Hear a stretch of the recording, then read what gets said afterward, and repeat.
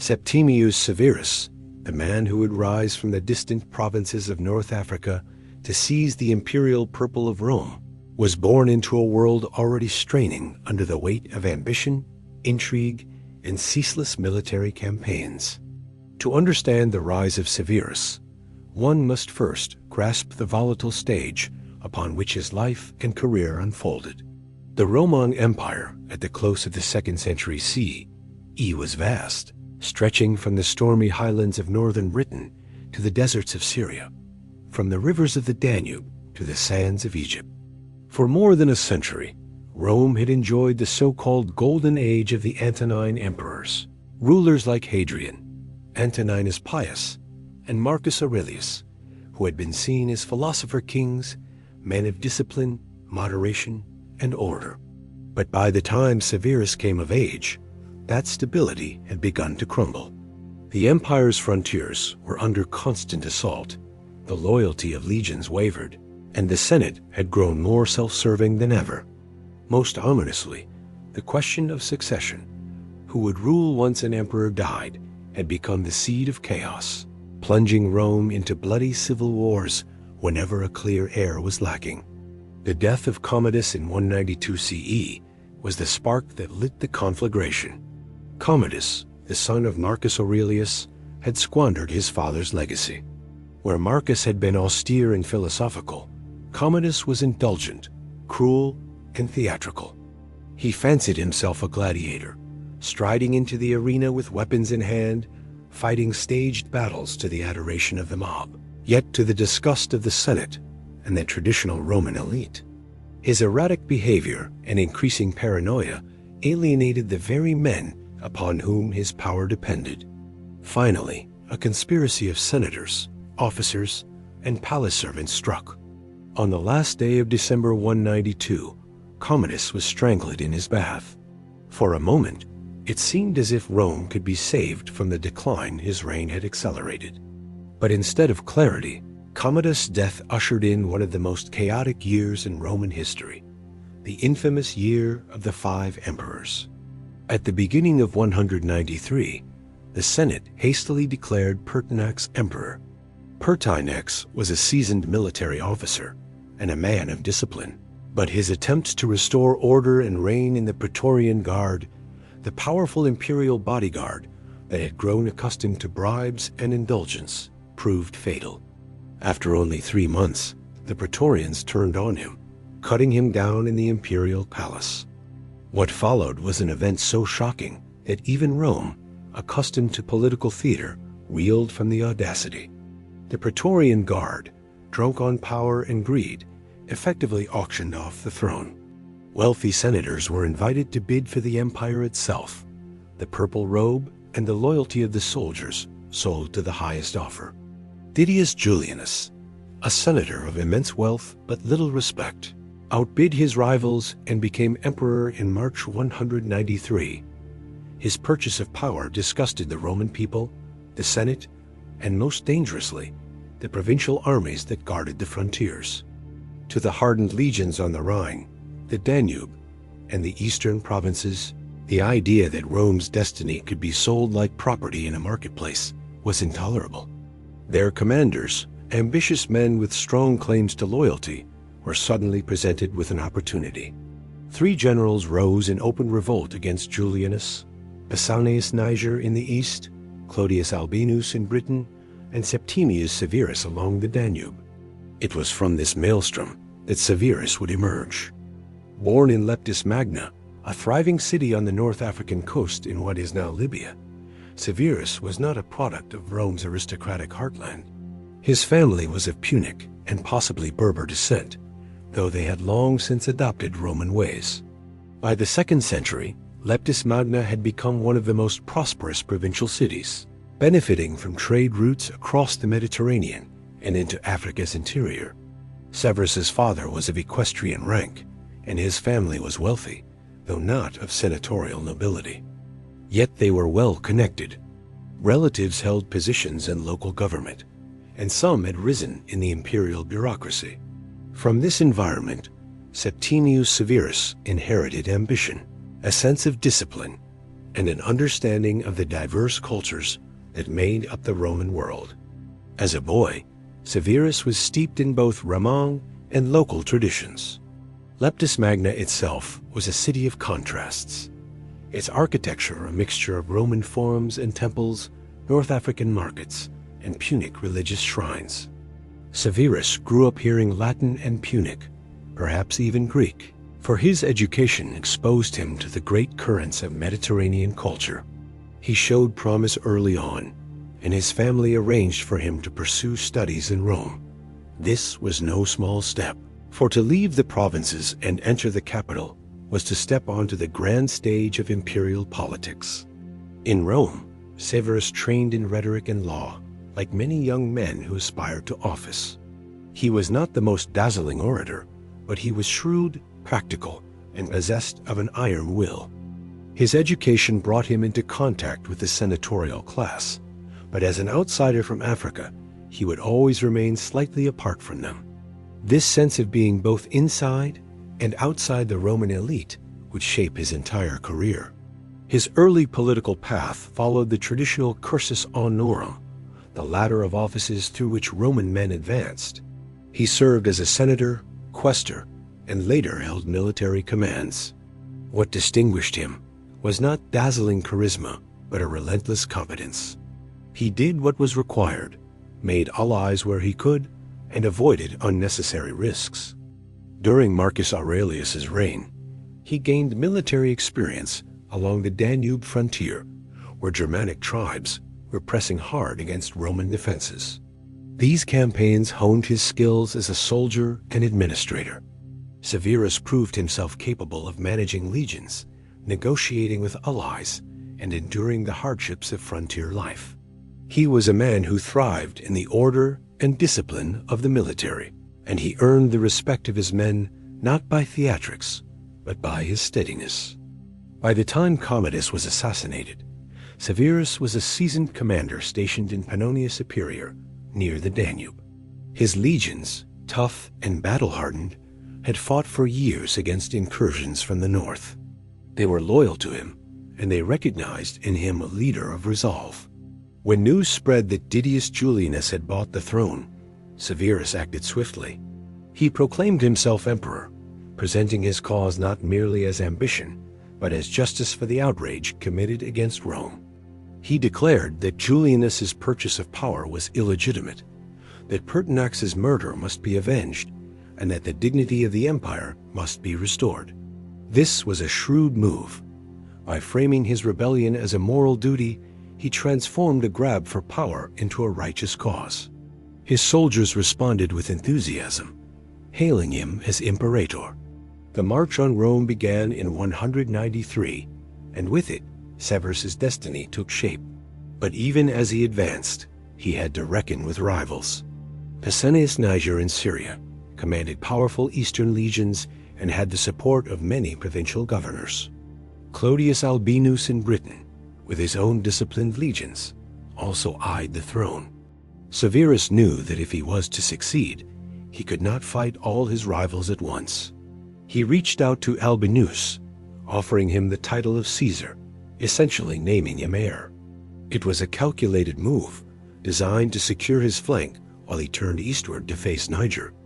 Albinus accepted for the time being, and Severus bought himself breathing room. As his legions closed in on Rome, panic spread in the capital. Julianus tried to rally support, but he was despised. The Senate, ever pragmatic, realized that Severus's armies were unstoppable. They condemned Julianus and declared Severus emperor.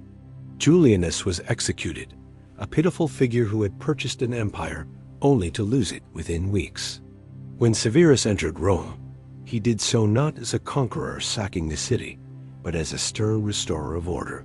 He dismissed the Praetorian Guard that had betrayed Pertinax and sold the empire, replacing them with loyal soldiers from his own Danubian legions.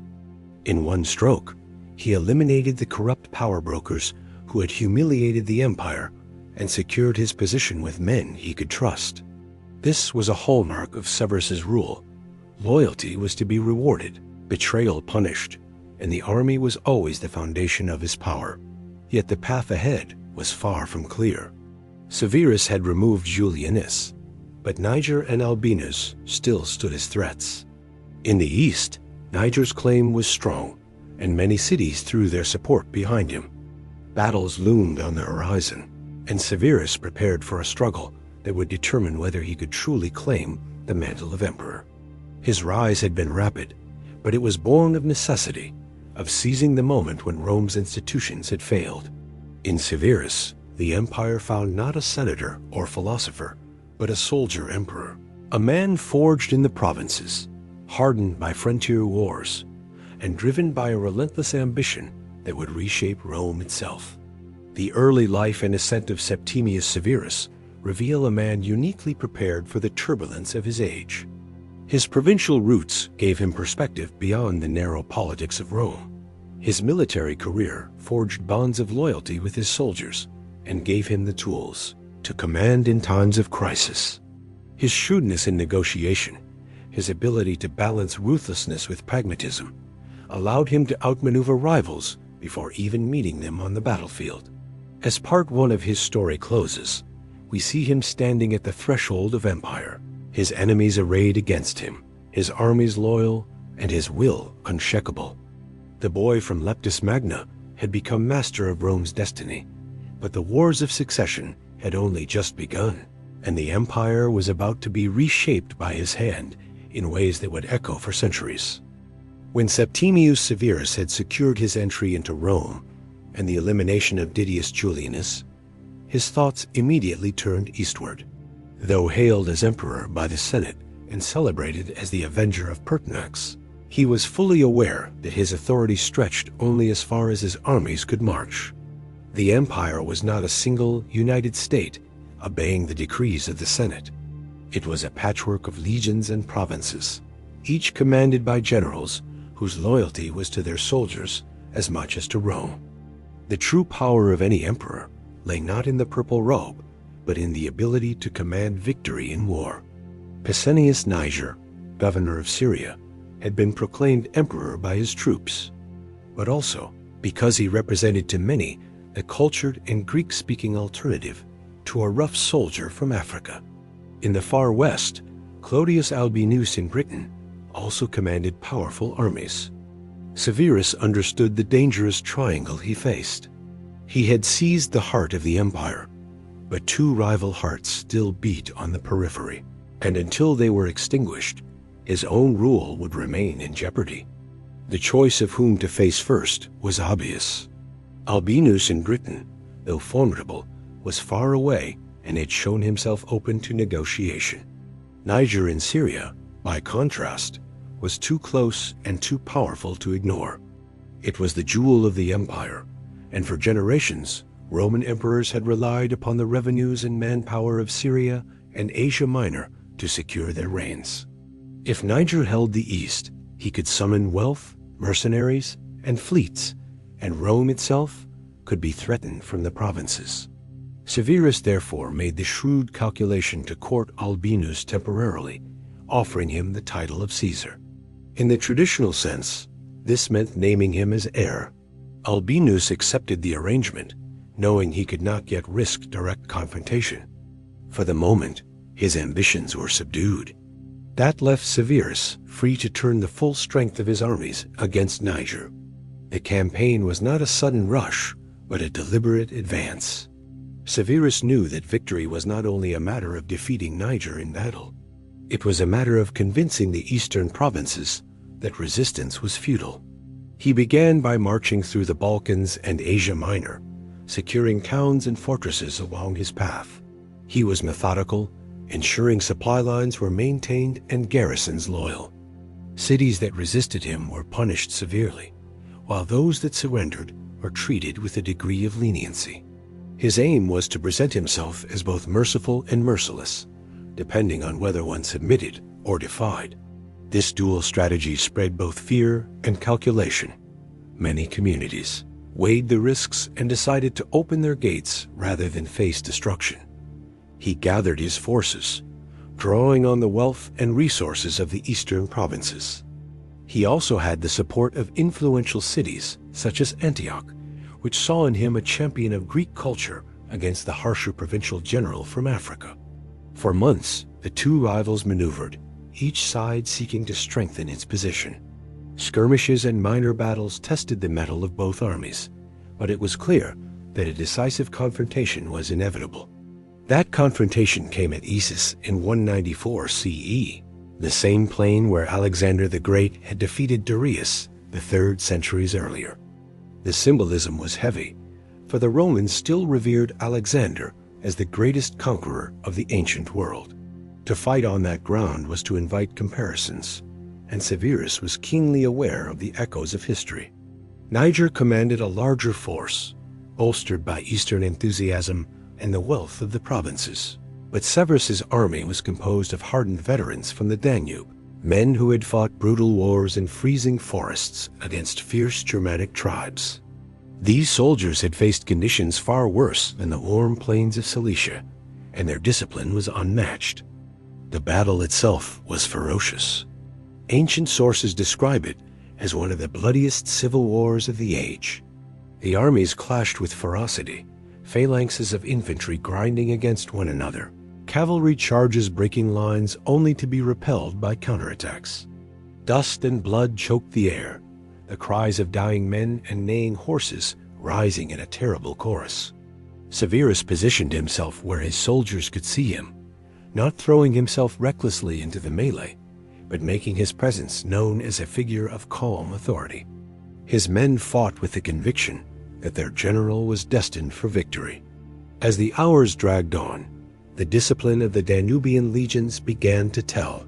Niger's troops, though numerous, were less cohesive, less accustomed to the iron discipline Severus had instilled in his men. As one flank gave way, panic spread, and soon Niger's army was in retreat. The rout was catastrophic. Many were cut down as they fled, others drowned attempting to escape across rivers, and those who survived scattered into the countryside. Niger himself attempted to flee, but was captured and executed soon after. Severus, true to his character, was merciless in victory. Niger's head was sent to Byzantium, one of the last cities to resist him, as a grim warning of what awaited the defiant. His family was executed, and those who had supported him most fervently were purged. Cities that had aligned with Niger suffered heavily, stripped of privileges, burdened with taxes, and in some cases subjected to brutal reprisals. The message was clear. Loyalty to Severus would bring survival, but defiance would bring ruin. At the same time, he rewarded those who had supported him or who had wisely surrendered. Soldiers received donatives, and officers who had distinguished themselves were promoted. In this way, Severus consolidated his victory, weaving a fabric of loyalty and fear that bound the East to his rule. Having secured the eastern provinces, Severus did not immediately return to Rome. Instead, he lingered, ensuring that the region was pacified and reorganized. He replaced governors with men loyal to him, many of them equestrians or men of provincial background rather than senators. This policy reflected his growing distrust of the traditional Roman aristocracy, whom he saw as unreliable and often treacherous. By promoting men of talent and loyalty, regardless of their noble status, Severus strengthened the foundations of his power while undermining the senatorial elite that had so often opposed him. When he finally returned to Rome in triumph, Severus did so as a conqueror. The Senate, cowed and resentful, had no choice but to honor him. Triumphal processions celebrated his victories. Coins were minted bearing his image as the avenger of Pertinax and the savior of Rome. He presented himself as a man chosen by the gods, a restorer of order after the chaos of civil war. The people of Rome, weary of instability, largely welcomed his stern but effective rule. The senators, however, were less enthusiastic. They saw clearly that Severus's power rested not in their decrees, but in the loyalty of his soldiers. The traditional balance between Senate and Emperor had tilted decisively, and Severus had little patience for senatorial pretensions. One of his first acts was to reorganize the Praetorian Guard. The old guard, corrupt and complicit in the auctioning of the throne to Julianus, had been dismissed. In their place, Severus installed loyal soldiers from the Danubian legions. This act ensured that the bodyguard closest to him owed their position entirely to him. It also symbolized the shift of power away from the old aristocratic networks of Rome toward the provincial and military elites upon whom Severus relied. He increased soldiers' pay, allowed them to marry, and expanded their privileges. These reforms endeared him to the military, but also tethered the stability of the empire more tightly to the army's satisfaction. Severus himself would later advise his sons to enrich the soldiers and despise all others. In this maxim lay the essence of his rule. The army was the foundation, the Senate and people secondary. At the same time, Severus cultivated his dynastic image. He had married Julia Domna, a woman of Syrian aristocratic lineage, even before his claim to the throne.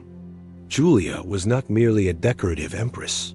She was intelligent, politically shrewd, and deeply involved in the governance of the empire.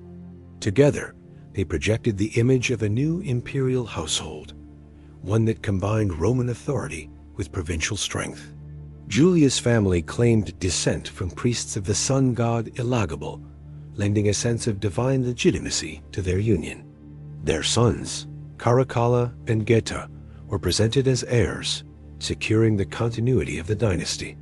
Through this blending of Roman, African, and Syrian elements, Severus created a vision of imperial authority that reflected the diversity of the empire itself. Yet beneath the triumph and reform, one great challenge remained unresolved: Clodius Albinus. The alliance Severus had struck with him was always temporary. By granting him the title of Caesar, Severus had delayed conflict, but Albinus was no man to remain a subordinate forever. He commanded the legions of Britain, disciplined and formidable. He had bided his time while Severus fought Niger, but now, with the East subdued, he could no longer ignore his own ambitions. Tensions between the two men grew, fueled by mutual suspicion. Severus began to prepare for the inevitable clash, quietly strengthening his forces in Gaul and securing the loyalty of the western provinces. Albinus, aware that his own position was precarious, made ready for war. As part 2 of the story of Septimius Severus concludes, the African-born general has transformed himself from a provincial outsider into the master of Rome and the conqueror of the East. He has shown his ruthlessness in war, his cunning in diplomacy, and his reliance on the army as the bedrock of power. He has humbled the Senate, reorganized the Praetorians, and projected his dynasty as the future of Rome. But his throne is not yet secure. Clodius Albinus still commands a powerful army, and the struggle for supremacy will soon move westward to the fields of Gaul. The fate of the empire remains unsettled, and Severus, ever ambitious, prepares for yet another civil war that will test his resolve and reshape the Roman world once again.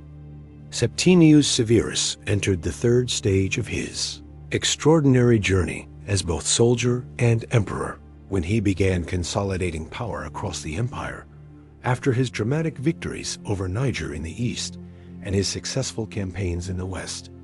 By now, he had proved that his military prowess was unmatched and that his political shrewdness had elevated him above the chaos of civil war. But Severus's rule was not just about winning battles and eliminating rivals. It was about remaking the Roman Empire in his own image.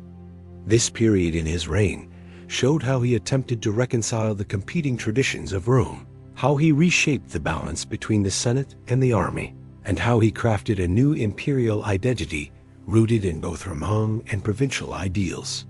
The empire stood at a crossroads, deeply divided, stretched across continents, and threatened by enemies on all sides.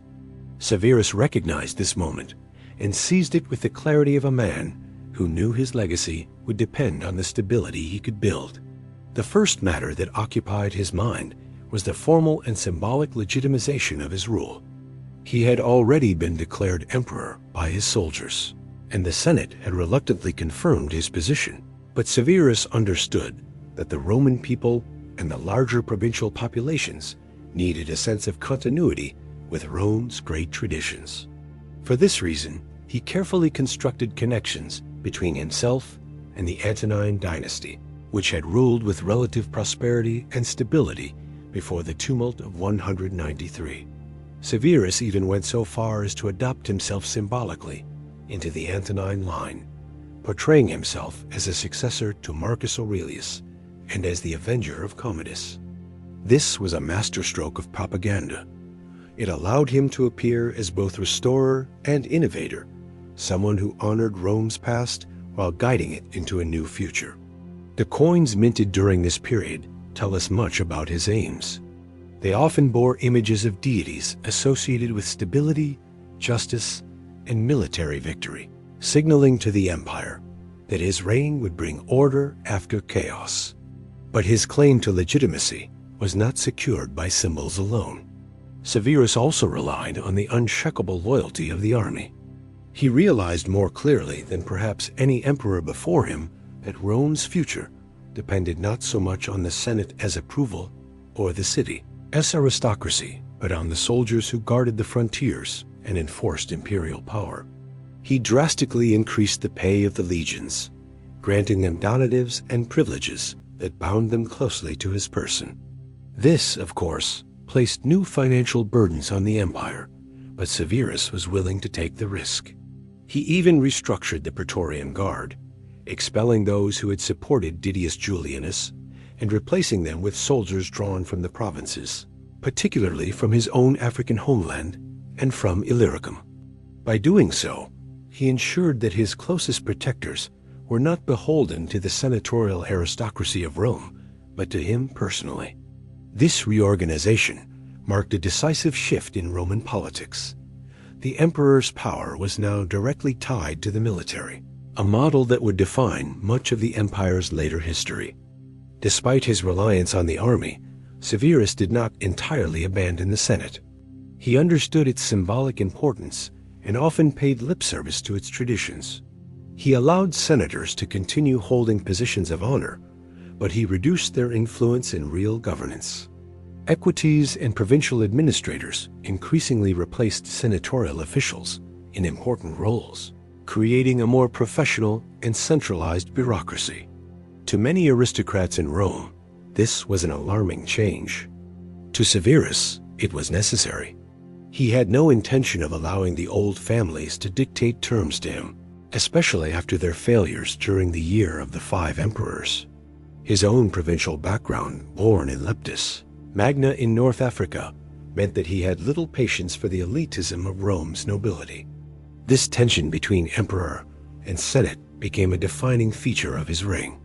The senators resented him, but they could do little, for Severus's power was backed by legions loyal to him alone. During this time, Severus also sought to bind the provinces more closely to the empire. His African heritage made him keenly aware of how provincial cities contributed to Rome's greatness, and he invested heavily in them. Leptis Magna, his birthplace, flourished under his patronage. He commissioned massive building projects there, including a new forum, basilica, and harbor. These constructions were not mere gifts. They were symbols of a new order in which the provinces were no longer secondary to the city of Rome, but integral to the empire's life. To provincials, Severus appeared as one of their own who had risen to the highest office and had not forgotten his origins. To Romans, however, his favoritism for Africa and other provinces was sometimes seen as an unsettling departure from tradition. Yet, this blending of Roman and provincial identity would become one of the defining features of his dynasty. Severus also turned his attention to the empire's legal and administrative structures. He was a great patron of jurists, and under his reign, men such as Papinian, Ulpian, and Paulus rose to prominence. These legal scholars created foundational works that shaped Roman law for centuries and even influenced later European legal traditions. By supporting them, Severus ensured that his empire was governed not just by brute force, but also by codified principles that lent legitimacy to his authority. He understood that law could be a weapon of unity, a way to bring diverse peoples under a shared framework. This aspect of his reign is often overlooked compared to his military campaigns, but it was vital in sustaining the empire's cohesion. Yet Severus was not merely a builder of laws and patron of cities. He was, above all, a soldier emperor, and his restless spirit drove him to pursue further campaigns. After defeating Niger in the east, he had already tightened Rome's grip on Syria and Mesopotamia. Now, he began preparing for a more ambitious confrontation with the Parthian Empire. The Parthians had long been Rome's rivals in the east, and Severus was determined not just to secure the frontier, but to strike deep into their territory.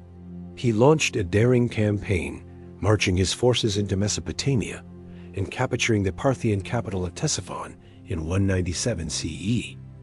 This victory was spectacular, yielding immense spoils and further cementing his image as a conqueror. Although he could not permanently hold all the territory he captured, he annexed parts of Mesopotamia into the empire, extending Roman influence further east than it had ever been before. The Senate grudgingly celebrated his triumph, but it was the soldiers and the provincials who hailed him as a true champion of Rome. In the aftermath of his eastern campaigns, Severus turned to questions of succession. He had 2 sons with his Syrian wife, Julia Domna Caracalla and Geta. Julia herself was an extraordinary figure, highly educated, politically astute, and deeply involved in imperial administration. She became a visible partner in Severus's rule, a rare status for an empress in Roman history. Her presence at court and her involvement in intellectual and cultural life added a unique dimension to Severus's reign. The emperor envisioned a dynasty where his sons would inherit his power, and he sought to prepare them for this role. But even in these early years, tensions between Caracalla and Geta were apparent, foreshadowing the bloody conflicts that would erupt after Severus's death. Still, at this stage, Severus promoted the image of a united imperial family, presenting them as symbols of continuity and stability. One of the more striking aspects of Severus's personality during this period was his complex blend of pragmatism and ambition. He was pragmatic in how he handled the Senate, how he reorganized the military, and how he secured the loyalty of key figures.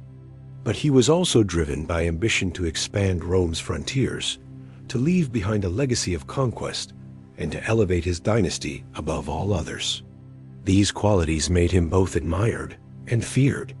His justice could be harsh, his punishment severe, but his vision was always directed towards strengthening the empire. He famously advised his sons, "Enrich the soldiers and despise all others." This phrase, though simple, encapsulates his philosophy. He recognized that the empire's survival rested on the loyalty of its army, and he was willing to sacrifice the goodwill of the Senate or the aristocracy to secure that loyalty. Life in Rome during Severus's middle reign reflected both his successes and his challenges. The city itself saw new constructions, repairs of old monuments, and a revival of public life. Spectacles in the Colosseum continued, and Severus himself took part in ceremonies that connected him with Rome's traditions. Yet beneath this surface of normality, tension simmered. The senatorial elite chafed at their reduced influence. The treasury strained under the weight of military expenditures and building projects. Provincial governors were more tightly controlled than before, reducing opportunities for local autonomy. But the ordinary soldiers and many provincials benefited from his reign, enjoying higher pay, new opportunities, and a sense of pride in the empire's renewed military strength. Severus's eastern victories also had long-lasting consequences for Rome's relations with the Parthians. Though he could not hold all of Mesopotamia, his campaigns demonstrated that Rome could strike deep into the Parthian heartland. This emboldened his successors and reshaped the strategic balance in the region. The annexation of northern Mesopotamia gave Rome a stronger foothold in the east, but it also created new challenges, as the empire had to defend these territories against repeated counterattacks. Nevertheless, Severus's triumphs allowed him to claim the title of Parthicus Maximus, a prestigious honor that elevated his standing among Romans. In these years, Severus was also consolidating his public image. Statues of him appeared across the empire, often showing him in military garb, emphasizing his role as soldier rather than senator or philosopher. His coins depicted him as the bringer of peace through victory, reinforcing the idea that stability could only come from strength. Julia Domna, too, appeared frequently in imperial imagery, reflecting her growing importance as a partner in rule. Together, they projected an image of a strong and stable dynasty, one that could guide Rome through turbulent times. By the early years of the 3rd century, Severus had transformed the Roman Empire. He had elevated the army to unprecedented importance, restructured the administration to reduce senatorial dominance, expanded the empire's frontiers in the east, and fostered provincial development that gave new meaning to Roman identity. Yet these very achievements planted seeds of future problems. The empire was now more dependent than ever on military loyalty, a dangerous precedent that would haunt later emperors. The senatorial aristocracy's alienation weakened one of the traditional pillars of Roman governance, and the financial strain of his policies placed burdens that his successors would struggle to manage. Still, in the eyes of many contemporaries, Severus had restored order after chaos, expanded the empire's glory, and laid the foundation for a dynasty that promised continuity after years of upheaval. As Severus entered the next phase of his reign, his ambitions turned westward once again.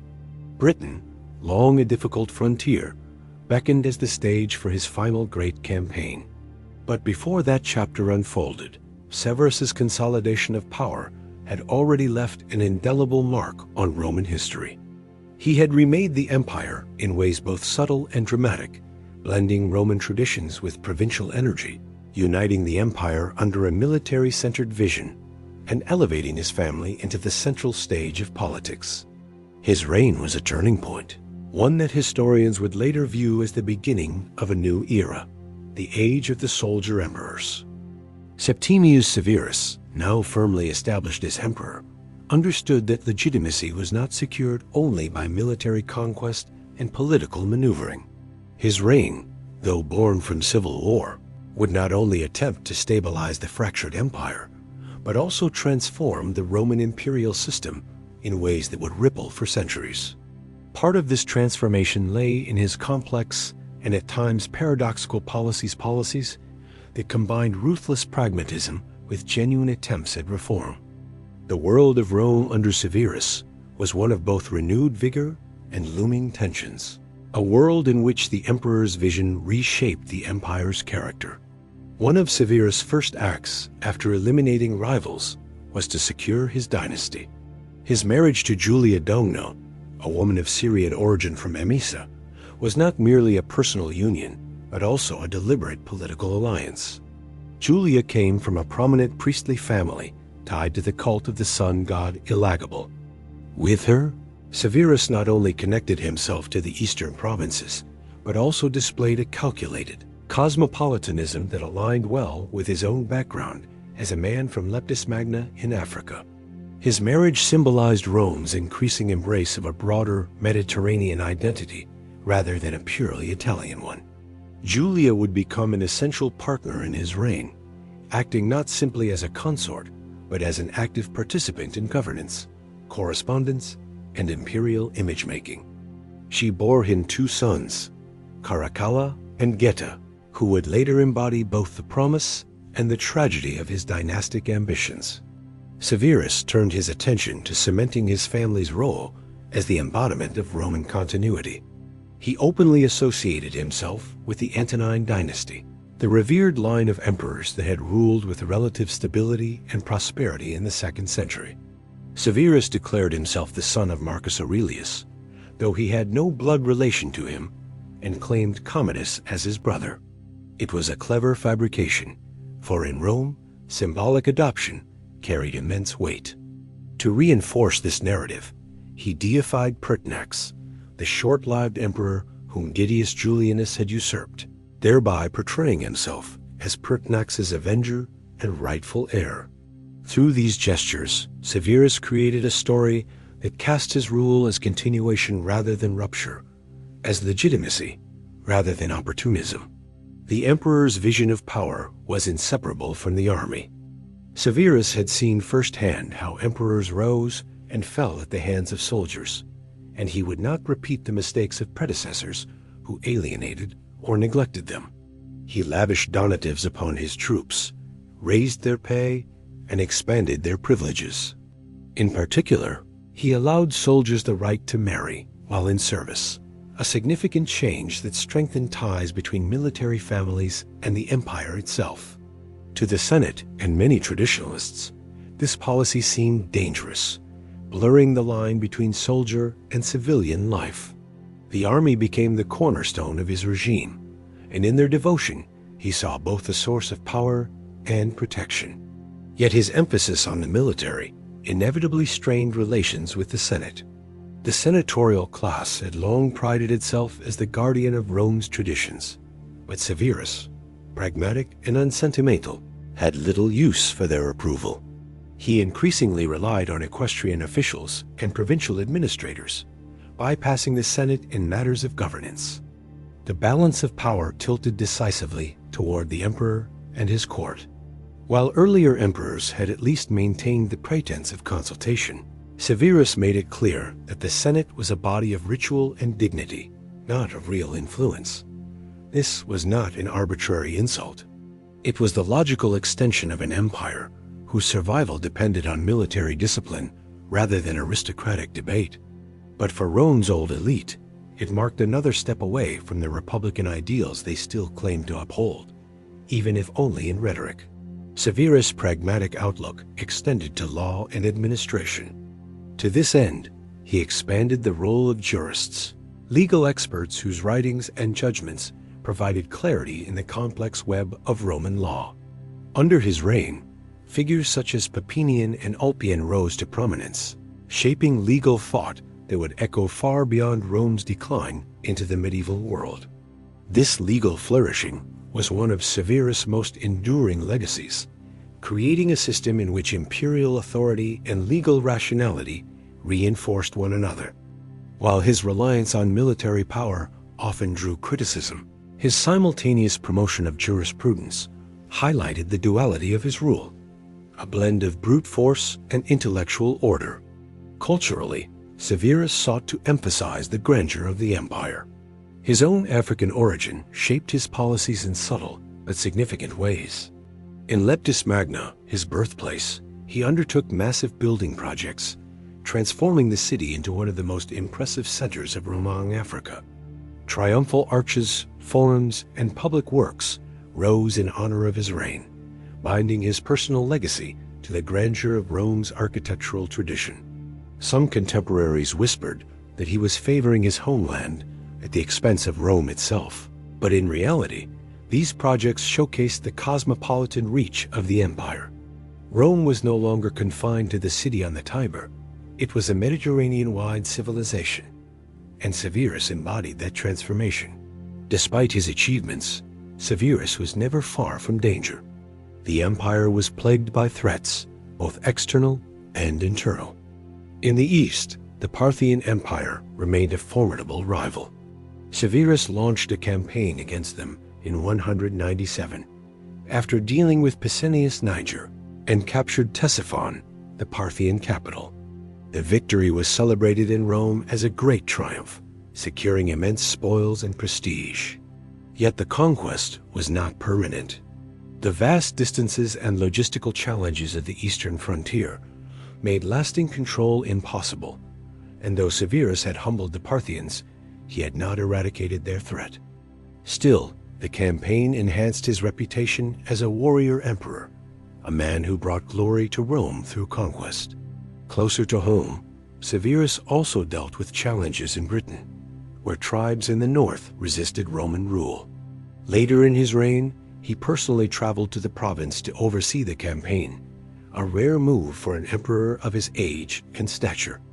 His presence was meant to inspire the legions and demonstrate the emperor's commitment to defending the empire's edges. Britain, however, proved a stubborn land.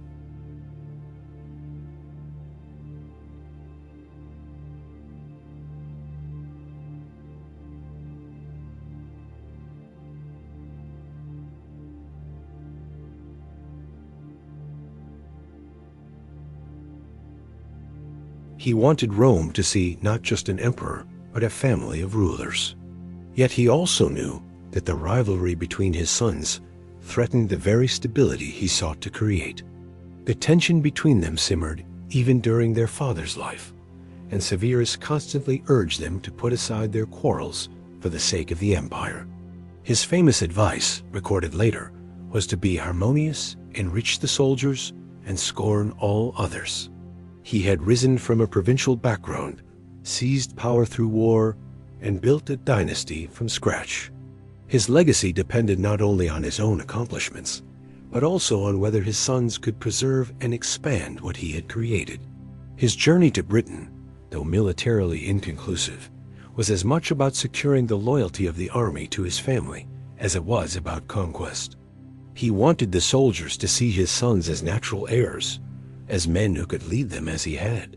In this sense, every campaign, every public gesture, every law passed during his reign was part of a broader narrative, the creation of a dynasty that could outlast the turbulence of civil war. Economically, Severus faced the daunting task of maintaining stability in a vast empire strained by constant warfare and the demands of the military. His increase in soldiers' pay, while politically astute, placed heavy burdens on the treasury. To meet these costs, he debased the currency, reducing the silver content of coins. This short-term solution allowed him to fund his policies, but it sowed seeds of inflation and financial instability that would trouble the empire in later decades. Critics argued that he had sacrificed long-term economic health for immediate loyalty, but Severus likely saw no alternative. In an empire built on the sword, the loyalty of the legions could not be compromised. Religion, too, played a role in Severus' reign. Though not a religious innovator, he recognized the importance of divine sanction for imperial authority. He supported traditional Roman cults and reinforced the role of the emperor as Pontifex Maximus, guardian of the state religion. At the same time, his marriage to Julia Domna brought Eastern religious influences into the imperial court, subtly blending traditions in ways that reflected Rome's diversity. Later accounts suggest that Severus was suspicious of Christians and Jews, issuing edicts against conversion, though enforcement varied by region. His policies reveal less a doctrinal stance than a concern for unity and order. Religion, like law and the military, was a tool of governance, a way to bind the empire together under the emperor's authority. As Severus aged, his image as emperor took on almost mythic proportions. At the same time, he was depicted as a soldier, often shown in military attire, emphasizing the martial foundation of his power. He was both a stabilizer and a conqueror, a man who sought to secure Rome's future through strength and continuity. He had risen through conflict, and he knew that conflict might undo his work if his heirs faltered.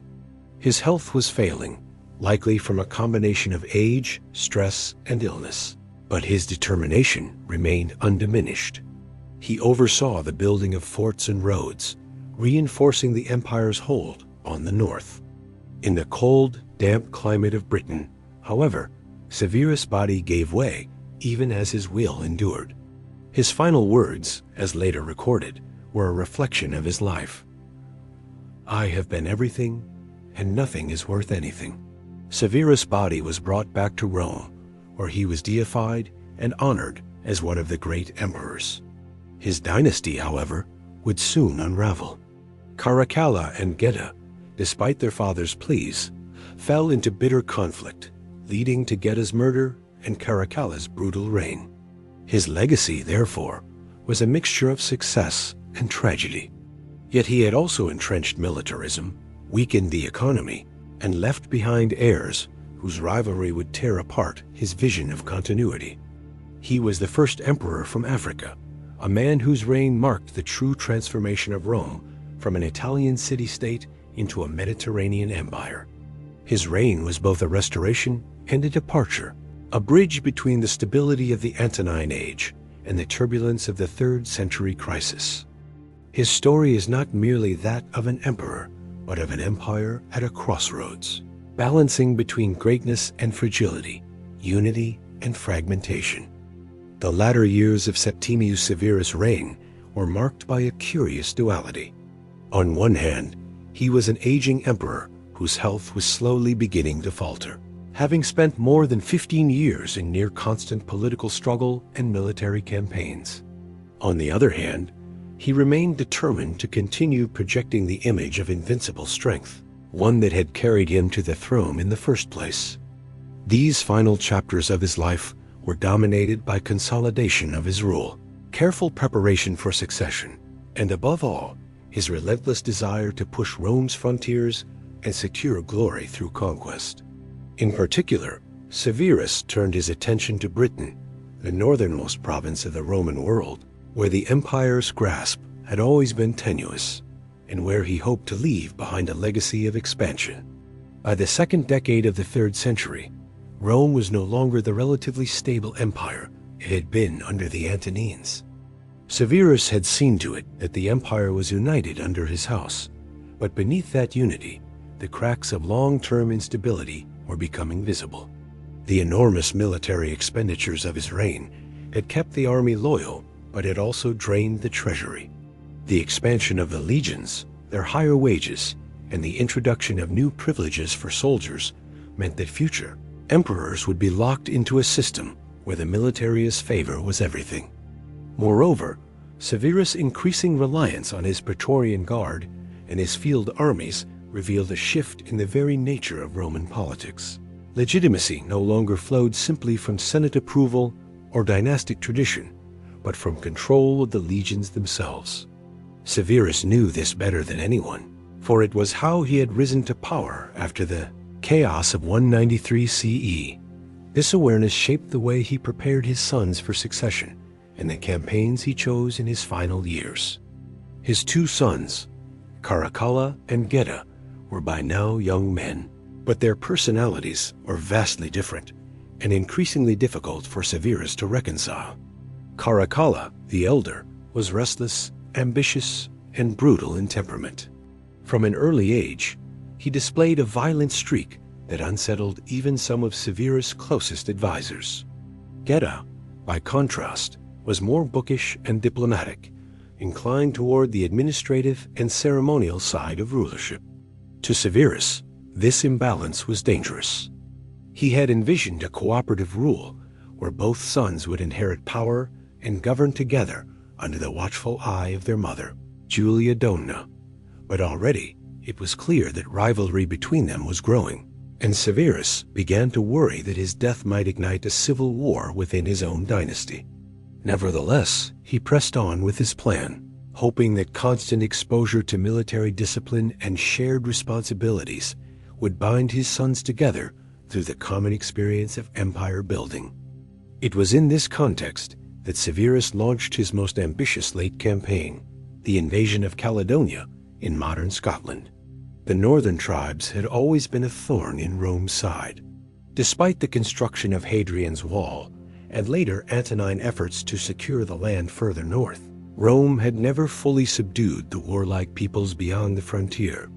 They were seen as barbaric, elusive, and ferociously resistant to outside control. To Severus, however, they represented an opportunity. A successful conquest of northern Britain would not only enhance Rome's prestige, but also solidify his dynasty's reputation, leaving behind a tangible legacy of expansion that would rival the great emperors of the past. It would also serve as a crucible for his sons, allowing them to gain military experience and perhaps even respect for one another in the process.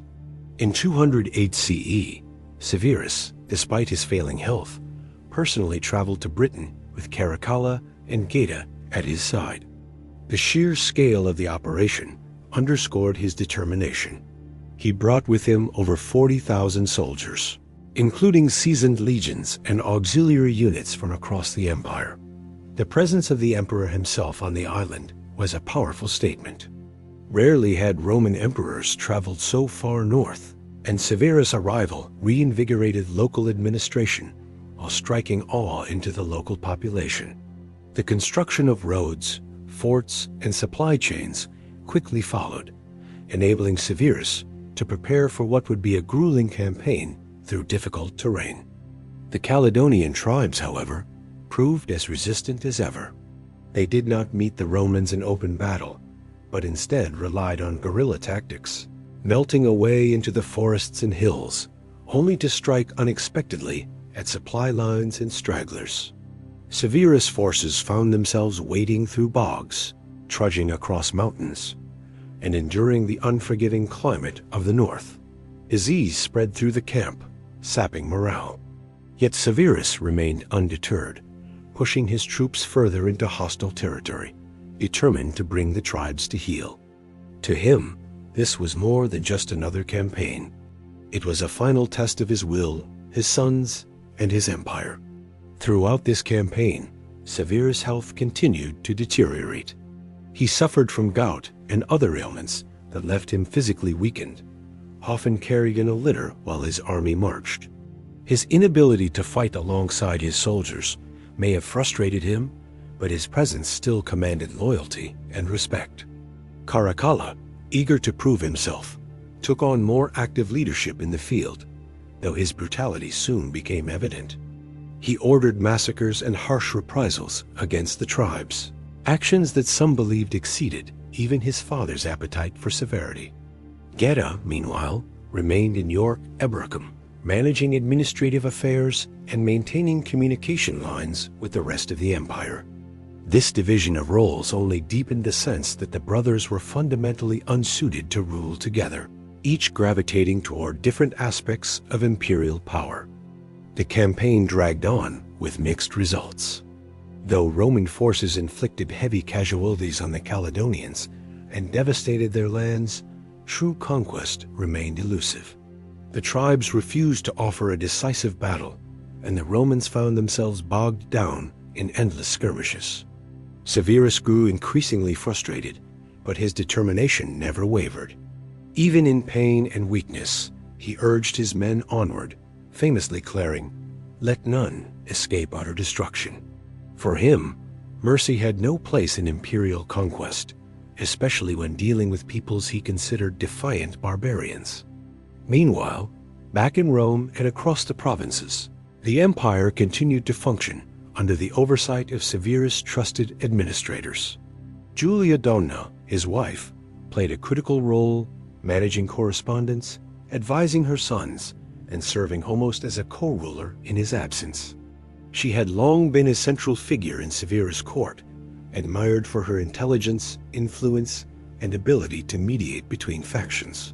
Her prominence only grew as Severus' health declined, positioning her as the linchpin of the Severan dynasty.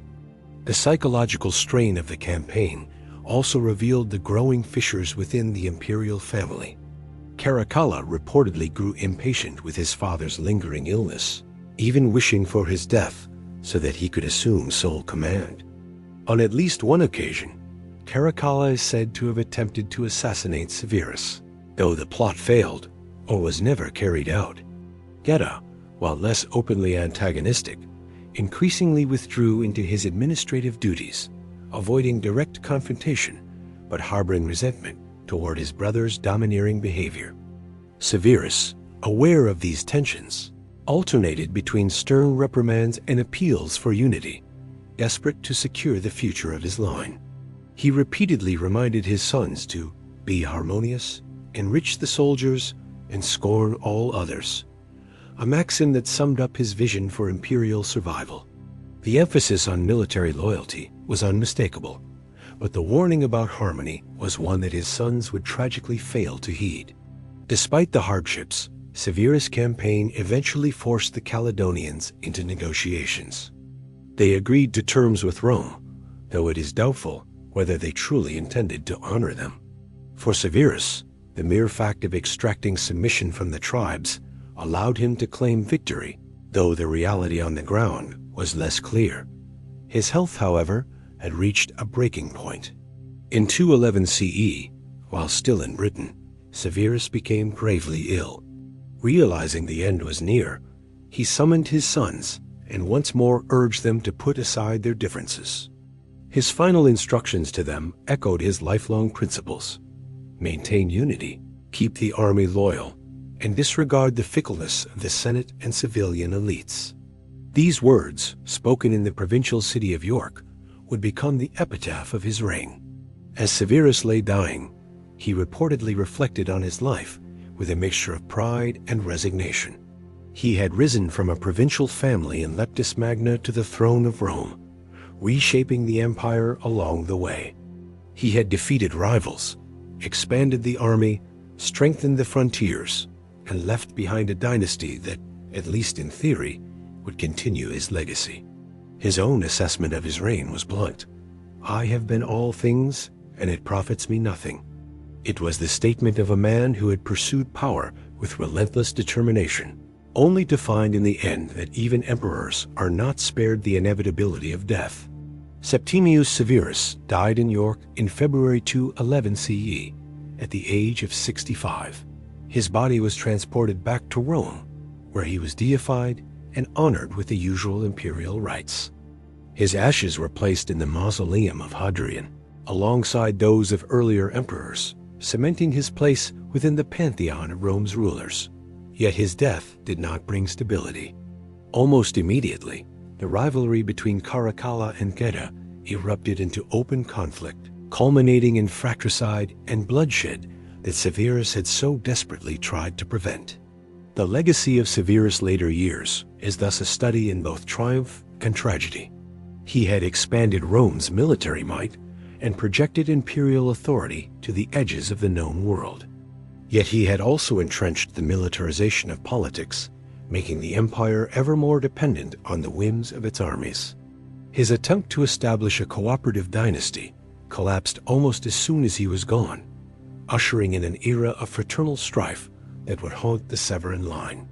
And his campaign in Britain, while impressive in scale, ultimately failed to secure lasting control of the north, leaving the frontier much as it had been before. Still, Septimius Severus remains a towering figure in Roman history, the first African-born emperor who rose to the pinnacle of power through sheer will and martial skill.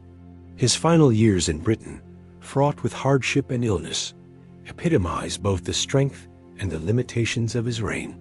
He had built an empire that bore his mark, but in the end, like all men, he could not escape mortality. What he left behind was a legacy of ambition, militarization, and dynastic ambition, one that would shape the Roman world for decades to come. Septimius Severus entered the final stage of his reign with a reputation as one of the most capable rulers of the empire since Marcus Aurelius, yet his life was increasingly shadowed by illness fatigue and the mounting challenge of preparing a succession that could preserve the dynasty he had so carefully built. His later years were consumed by wars on the frontiers, by the uneasy balance of ruling with his sons Caracalla and Geta, and by the unrelenting drive to expand and secure the empire's borders. By this point, Severus was no longer the ambitious general rising from Africa or the daring usurper who seized power during civil war. He was the emperor who had held the empire together for nearly 2 decades, reshaped its administration, and redefined its military structure. But the weight of time, of endless campaigns, and of the simmering rivalries within his own family pressed heavily upon him. The story of these final years begins after his Parthian victories and his grand return to Rome in 203 CE, when Severus sought to anchor his legitimacy with monumental gestures of triumph and reform.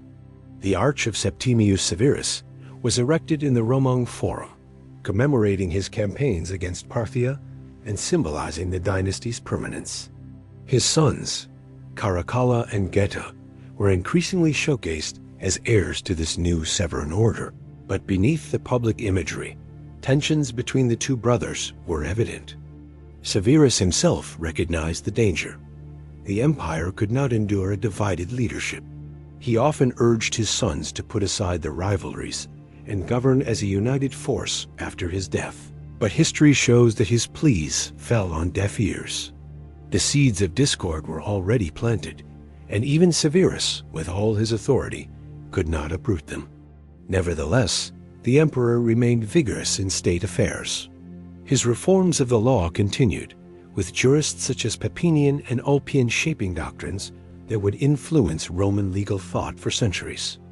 Severus had established a judicial system that empowered professional jurists and diminished the arbitrary power of provincial governors, ensuring a more consistent application of law across the empire. These reforms reflected his pragmatism. Law was not merely a tool of justice, but a mechanism of imperial control, binding diverse peoples under a common order. His legacy in this area, often overshadowed by his military exploits, is one of the most enduring aspects of his reign.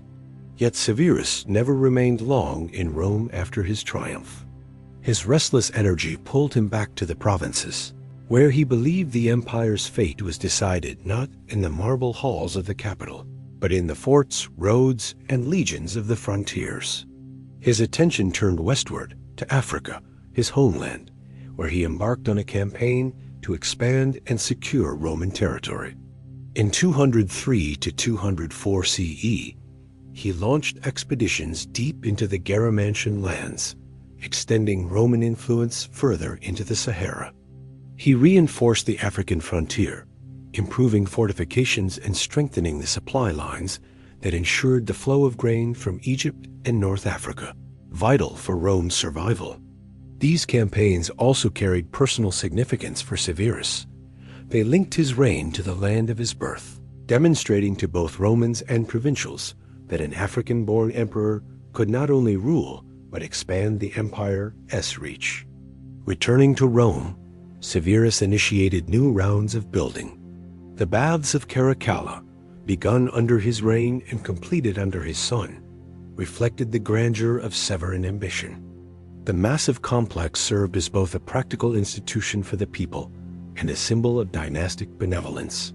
Rome under Severus was filled with construction, renewal, and embellishment, yet this was also a period when the burdens of taxation grew heavier. To finance his campaigns and his grand architectural projects, Severus expanded the military budget significantly, raising soldiers' pay and rewarding their loyalty. This policy secured the devotion of the army, the true backbone of his power, but it strained the empire's economy. Coins from his reign revealed debasement, and inflation began to erode the financial stability of Rome, sowing seeds of future crisis. As Severus aged, his health deteriorated. Accounts suggest he suffered from gout and increasing physical weakness, but his mind remained sharp and his ambition undiminished. In 208 CE, despite his illness, he embarked on his final great campaign, this time to Britain. The northern frontier, along Hadrian's Wall, was under pressure from Caledonian tribes who raided Roman territory and defied imperial control. For Severus, this campaign was both a strategic necessity and a personal mission. He wanted to leave the empire more secure than he had found it, and to provide his sons with military experience that would bind them to the legions and prepare them for rule. Accompanied by Caracalla and Geta, Severus crossed to Britain with a massive army, determined to subdue the tribes of the north. The campaign was grueling. The Romans marched through harsh terrain, building roads and forts to penetrate the wild lands of Scotland. The Caledonians avoided open battle, relying on guerrilla tactics, ambushes, and the unforgiving environment to sap Roman strength. Disease and hardship ravaged the legions, and progress was slow. Yet Severus, carried in a litter due to his illness, refused to retreat. His determination inspired his troops, but it also revealed the unyielding stubbornness that had defined his career. He ordered scorched earth tactics, devastating the countryside to break the enemy's resistance. The campaign inflicted enormous suffering on the local population, But Severus believed it necessary to impose Roman order once and for all. During these years in Britain, the rivalry between Caracalla and Geta intensified. The brothers could barely tolerate one another, and Severus, weary of their disputes, reportedly declared in frustration that he wished he had never had children. He tried repeatedly to reconcile them, urging them to work together for the sake of the empire. His famous words to his sons were simple: "Be harmonious, enrich the soldiers, and scorn all others." This advice encapsulated his political philosophy: unity at the top, loyalty from the army, and disregard for opposition. But it also revealed his despair. He knew that his son's hostility threatened everything he had built. By 210 CE, Severus had pushed deep into Caledonia, claiming victory, though the tribes were never fully subdued. He planned further campaigns, but his failing health curtailed his ambitions. In early 211 CE, while wintering in the city of Eboracum, modern York, his condition worsened. Surrounded by his family and advisors, Severus prepared for death. He had ruled for nearly 18 years, longer than most emperors of the turbulent 3rd century would manage. His reign had brought stability after chaos, expansion after contraction, and reform after stagnation. Yet he knew that the future was uncertain, for his sons were poised to turn on each other the moment he was gone. Septimius Severus died in February 211 CE at the age of 65. His body was taken to Rome, where he was buried in the mausoleum of Hadrian. He was deified by the Senate, honored as a god, and remembered as the founder of the Severan dynasty. His last words, as reported by ancient sources, echoed his lifelong philosophy: "I have been everything, and nothing is worth anything." In these words lay both pride and resignation, the recognition that he had reached the pinnacle of human ambition, but also that power and glory were fleeting, consumed by the passage of time and the inevitability of death. After his death, Caracalla and Geta inherited the throne, but their rivalry soon erupted into bloodshed. Within the year, Caracalla murdered Geta, plunging the empire into renewed instability. Severus had done all he could to secure his dynasty, but he could not ensure the unity of his heirs. His reforms, however, outlived him. The strengthening of the army, the centralization of authority, and the transformation of law and administration shaped the empire for generations. Historians often debate his legacy, some condemning his militarization of the state and his fiscal policies, others praising his stability and reforms. But there is no denying his significance. Septimius Severus was the architect of a new imperial order, one that would dominate the 3rd century and influence the Roman world long after his passing. His reign marked the transition from the age of adoptive emperors, chosen for merit, to the age of dynastic monarchs, where bloodline and military support determined succession. He was both the culmination of Rome's traditions and the harbinger of its future challenges. Severus embodied the paradox of empire, a ruler who secured peace through war, who expanded Rome's reach, but strained its resources, who gave stability but at the cost of militarization. His story is the story of Rome itself, ambitious, ruthless, resilient, and ultimately fragile. Even in death, his shadow loomed over his successors. The Severan dynasty would continue for several decades, but it would never escape the contradictions he embodied.